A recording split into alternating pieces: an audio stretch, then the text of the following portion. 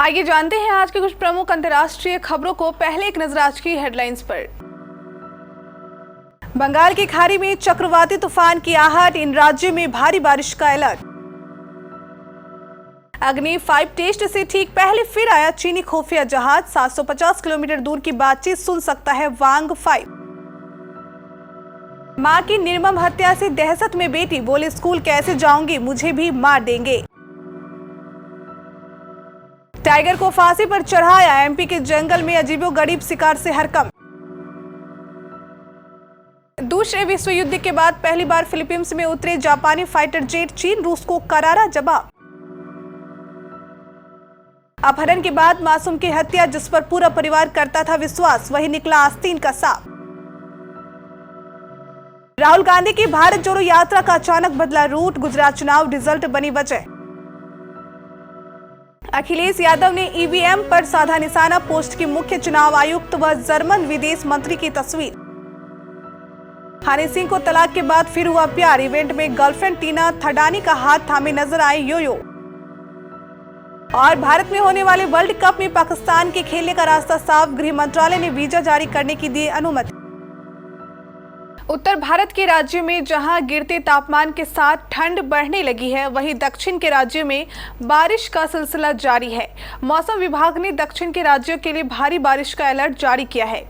IMD की माने तो दक्षिण पूर्व बंगाल की खाड़ी के ऊपर निम्न दबाव का क्षेत्र अब गहरे निम्न दबाव तेज हो गया है, जिसके कारण तमिलनाडु और पुडुचेरी में भारी बारिश हो सकती है। बता दें, कैबिनेट सचिव राजीव गौबा की अध्यक्षता में मंगलवार को हुई राष्ट्रीय आपदा प्रबंधन समिति की बैठक में बंगाल की खाड़ी में संभावित चक्रवाती तूफान से जुड़ी यात्रियों की समीक्षा की गई। इस चक्रवात से देश के पूर्व तटीय हिस्सों के प्रभावित होने की संभावना जताई गई है। आईएमडी के मुताबिक चक्रवाती तूफान के असर से चेन्नई में 8 और 9 दिसंबर भारी से बहुत भारी बारिश हो सकती है। भारत की टोह लेने इस साल तीसरी बार चीन ने अपने खुफिया जहाज को भेजा है। 15 से 16 दिसंबर को भारत अग्नि 5 मिसाइल का टेस्ट करने जा रहा है। इसके लिए 30 नवंबर को नोटाम यानी नोटिस टू एयरमैन जारी किया था। इसके मुताबिक बंगाल की खाड़ी के 5400 किलोमीटर की रेंज को नो फ्लाई जोन बनाया गया है। नोटाम जारी होने के सिर्फ 5 दिन बाद ही चीन ने अपना जासूसी जहाज युआन वांग 5 हिंद महासागर के क्षेत्र में भेज दिया। चीन का ये जहाज सोमवार से इंडोनेशिया के जावा द्वीप के आसपास चक्कर लगा रहा है। इससे पहले अगस्त और नवंबर में भी चीन के खुफिया जहाज आ चुके हैं।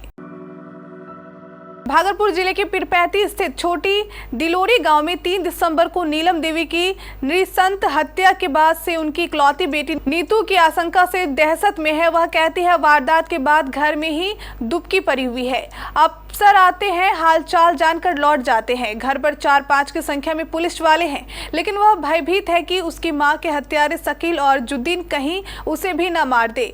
वह कैसे पढ़ाई के लिए स्कूल जाएगी? गांव से निकलकर पीरपैंती बाजार या स्कूल जाने का इकलौता रास्ता अजगरा पहाड़ी से सटे घनी झाड़ियों से होकर है। वहां शेख शकील, जुनित और उसके नाते रिश्तेदारों ने घर बना रखे हैं। टाइगर स्टेट एमपी में एक बाघ पेड़ से लटका मिला है। कहा जा रहा है कि शिकारियों ने शिकार के बाद बाघ को फांसी से लटका दिया है। घटना सामने आने के बाद जंगल में हड़कंप मच गया है। वन विभाग की टीम और स्थानीय अधिकारी मौके पर जांच के लिए पहुंच गई।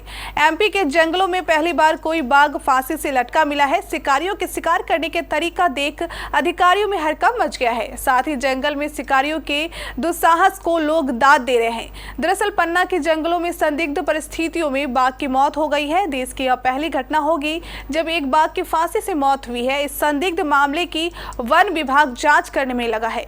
एसटीएफ, टाइगर टीम और बड़े अधिकारी मौके पर पहुंचे हैं। वन विभाग में इसे लेकर हड़कंप मचा है। चीन और रूस के बॉम्बर्स के पहली बार एक दूसरे की जमीन पर उतरने के बाद अब जापान की वायुसेना ने भी शक्ति प्रदर्शन किया है। दूसरे विश्व युद्ध के बाद पहली बार जापान के फाइटर फिलीपींस में उतरे हैं। बताया जा रहा है कि जापान की वायुसेना और फिलीपींस की वायुसेना के बीच सहयोग बढ़ाने के प्रयास के तहत इसे अंजाम दिया गया है। मीडिया रिपोर्ट के मुताबिक जापान की 2 F-15 फाइटर जेट फिलीपींस के क्लार्क एयर बेस पर उतरे, जहां जापानी एयरफोर्स के 60 जवान मौजूद हैं। जापान ओमान और फिलीपींस की वायुसेना के बीच 27 नवंबर से 11 दिसंबर तक आपसी रक्षा सहयोग का कार्यक्रम चल रहा है। इसका उद्देश्य दोनों ही सेनाओं के बीच आपसी समझ को बढ़ावा देना है। देवरिया में नासिर की हत्या के बाद पूरा परिवार सदमे में है। जिस अजरुद्दीन पर पूरा परिवार विश्वास करता था, वही बालक नासिर का हत्यारोपी निकला। इस मामले में सीसीटीवी की फुटेज के सहारे आरोपियों को पकड़ने में पुलिस को सफलता मिली। पुलिस के अनुसार अपहरण के दिन नासिर घर से कुछ दूरी पर था। आरोपी चाचा अजरुद्दीन ने टॉफी दिलाने की लालच देकर उसे उठा लिया। नासिर को पूरे दिन बाइक से घुमाने के बाद शाम के समय उसने हाथ पैर बांधा और बाद में गला दबा दिया। उसके बाद फिरौती लेने की साजिश रची थी। राहुल गांधी की भारत जोड़ो यात्रा के दौरान कल कोटा में यात्रा के रूट में बदलाव कर दिए गए। 8 दिसंबर को जगपुरा से शुरू होने वाली यात्रा 8 दिसंबर सुबह 6 बजे अनंतपुरा एंट्री गेट से शुरू होगी। यहां से भारत जोड़ो यात्रा को लेकर राहुल गांधी यात्रा को लेकर बने भारत जोड़ो सेतु होते हुए शहर के यात्रा मार्ग से रंगपुर चौराहे पर पहुंचेगी। आपको बता दें कि नयापुरा उम्मेद सिंह स्टेडियम में यात्रा के लंच का प्रोग्राम रद्द कर दिया गया है। अब यात्रा नॉन स्टॉप 24 किलोमीटर का सफर तय करेगी। इससे पहले आज तीसरे दिन राहुल गांधी की भारत जोड़ो यात्रा के दौरान राहुल गांधी एक ग्रामीण के घर की छत पर पहुंचे और चाय की चुस्की भी ली। समाजवादी पार्टी के राष्ट्रीय अध्यक्ष अखिलेश यादव ने ईवीएम को लेकर निशाना साधा है। उन्होंने ट्वीट कर कहा कि जर्मनी ने 2009 में ही ईवीएम को नकार दिया था। इसके बाद भी भारत के मुख्य निर्वाचन अधिकारी को ईवीएम की कौन सी बारीकी सिखाई जा रही है। उन्होंने मुख्य निर्वाचन अधिकारी और जर्मनी के विदेश मंत्री की ईवीएम के साथ फोटो भी शेयर की है। उन्होंने लिखा कि जो देश खुद ईवीएम पर भरोसा नहीं करता, वह दूसरे को ईवीएम की बारीकी सिखा रहा है। यह हास्यास्पद है। रैपर हनी सिंह को एक बार फिर प्यार हो गया है। हाल ही में उन्हें अपनी लेडी लव के साथ स्पॉट किया गया। दरअसल हनी अपनी नई गर्लफ्रेंड टीना थडानी के साथ दिल्ली के एक इवेंट में पहुंचे थे। इस दौरान वो पूरे समय टीना का हाथ थामे नजर आए। हनी गर्लफ्रेंड टीना के साथ पब्लिकली पहली बार दिखे। ऐसे में लग रहा है कि सिंगर ने अपने रिश्ते को ऑफिशियल कर दिया है। इवेंट में Honey Singh white shirt, black pant और ब्लेजर में दिखे। वहीं Tina black thigh high slit dress में नजर आई। इस दौरान टीना के हैंडबैग को यूजर्स ने नोटिस किया, जिसकी कीमत 2.5 लाख बताई जा रही है। भारत में होने जा रहे ब्लाइंड टीम T20 विश्व कप 2022 में पाकिस्तान के खिलाड़ियों को आखिरकार भारत आने के लिए वीजा संबंधी अनुमति मिल गई है।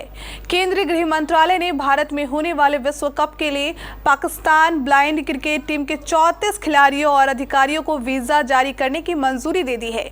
अब विदेश मंत्रालय टीम को वीजा जारी कर सकेगा। दरअसल इससे पहले भारत ने पाकिस्तान ब्लाइंड क्रिकेट टीम को भारत आने का वीजा देने से इनकार कर दिया था। इसको लेकर blind cricket federation of India ने कहा था कि पाकिस्तान का वीजा खारिज हो गया है, वे विश्व कप में भाग लेने नहीं आ रहे हैं। वहीं इसके बाद पाकिस्तान ने इसको लेकर सवाल उठाए थे।